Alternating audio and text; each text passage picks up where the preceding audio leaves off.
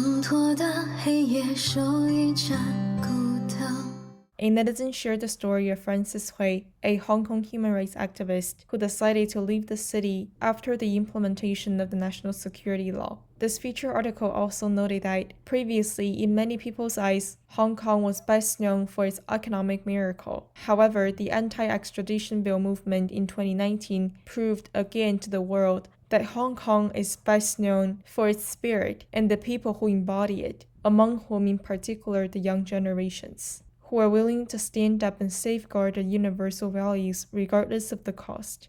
A netizen shared this video clip. Back on February 21st, the Chinese government published an announcement saying that a 19-year-old man residing overseas who smeared heroic officials and soldiers on Weibo has been criminally detained, and the government is carrying out the so-called online pursuit of him. This video clip is from an exclusive interview that Mr. Wang did with Radio Free Asia, in which he shared his thoughts on a variety of topics, including freedom of speech in China.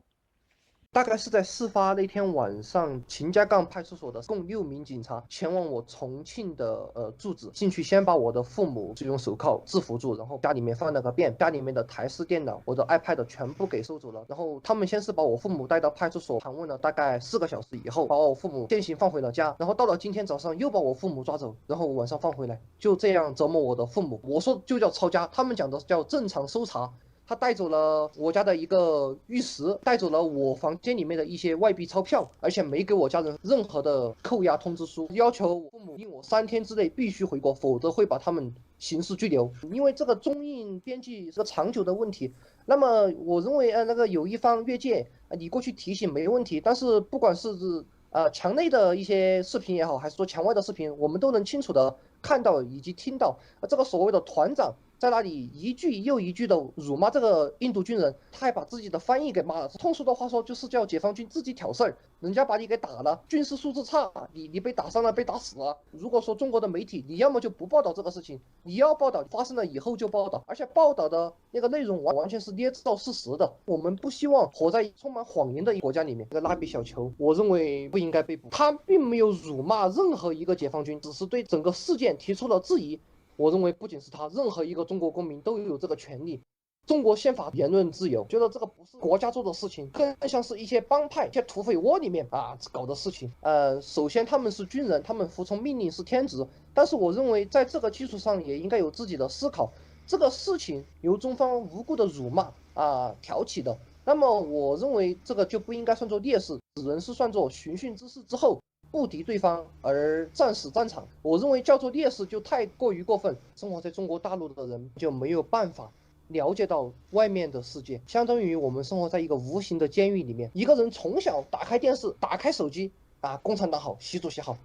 军队需要你，军队好，他的整个思维都是跟着这个邪党在走。他能够说出什么清澈的爱献给中国，我认为我是能理解的，甚至我觉得他有一点可怜。我认为就是这个邪党害了他，真的。虽然我辱骂了解放军，但是我对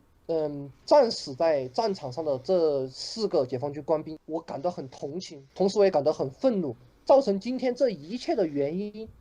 就是这个邪党把我们所有在中国大陆的中国人民困在了一个无形的监狱里面，把中国共产党和中国人民画上了等号。历史会记住正义的一方，不管你怎么辱骂我，怎么骚扰我，说我是精神病，说我在欧洲是乞丐，在欧洲要饭说我什么为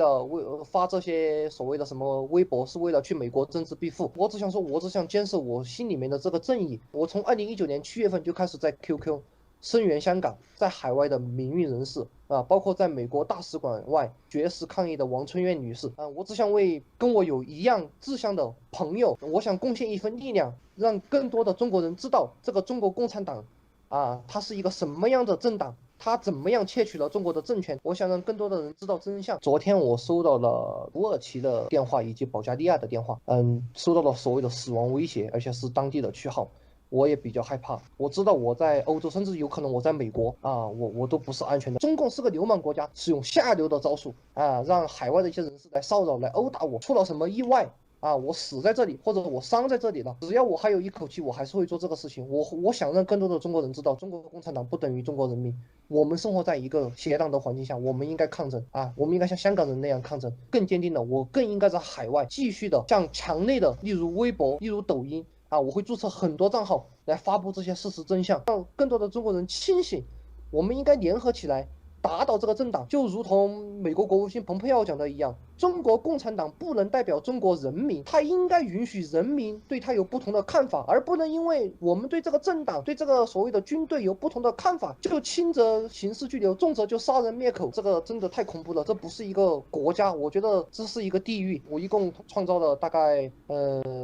至少有50个抖音号，有30多个微博号，虽然很多很快就被封了，但是在墙内也得到了一些认可的声音。我觉得我还是很值得的，哪怕我觉得我多让一个中国人清醒过来，对中国也是一个希望。A netizen replied, "He is a very brave young man and deserves admiration. The more young people like him there are, the more fearful the Chinese Communist Party would be." A netizen shared that a man from Shandong named Wang Liheng, a supporter of the anti-extradition bill protesting in Hong Kong, was jailed for 5 years on picking quarrels and invading privacy charges. A netizen shared that another Chinese dissident named Pan Tong was sentenced to 4 years in prison. He was persecuted for exposing the Chinese Communist Party officials' corruption and posting information about it online. While also, in the meantime, he has been engaging in the rights defending movement by speaking up for his friend, who was arrested as well.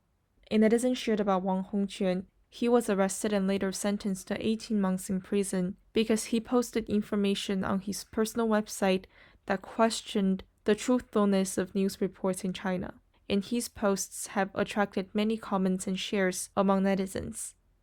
A netizen shared that Chinese citizen Jiang Yuchun, based in Jilin province, was sentenced to 14 months in jail for information that he shared in WeChat critical of the Chinese Communist Party, which officials said was false and harmful. A netizen shared about Li Ling, who has been shackled 3 years after being sentenced to 4 years in prison back in 2018. He was convicted for 5 tweets about what he observed concerning VPN Muslims, Uyghurs, and the concentration camps named as re-education centers by the Chinese government in Xinjiang. Namely, he was initially arrested for inciting ethnic hatred and later sentenced to 4 years for inciting subversion for having written tweets that were critical of the Xinjiang policies. Child, we will take you in. Child, we will bring you home. You'll be a flower that sees the spring. Soon a dove flying high